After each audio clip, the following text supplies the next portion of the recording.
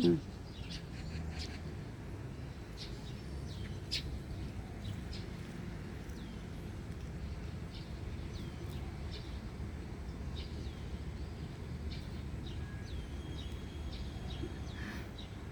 Takaw ah.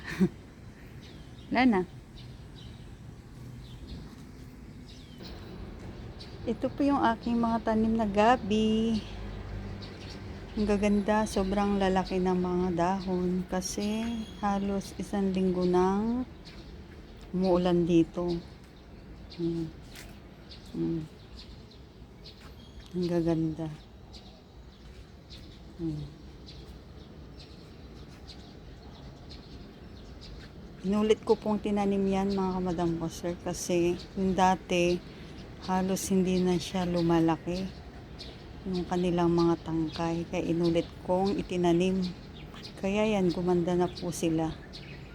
Ayan po. Ang gaganda po ng aking mga tanim na gabi.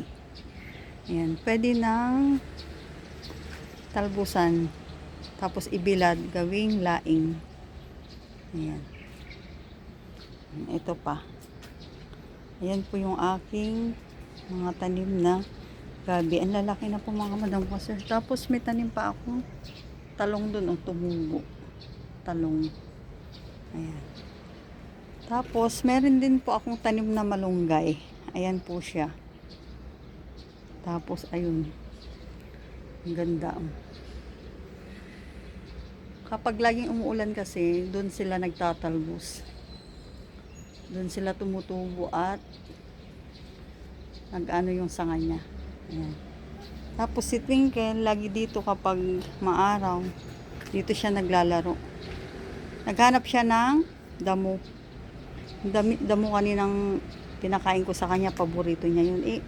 Wala pong mga damo dito sa gabi. Wala pang tumubong ganung klaseng damo. Tapos may okra din po ako. Ito. Okra. Meron din po sa kabila. Ayun, okra. Ayan.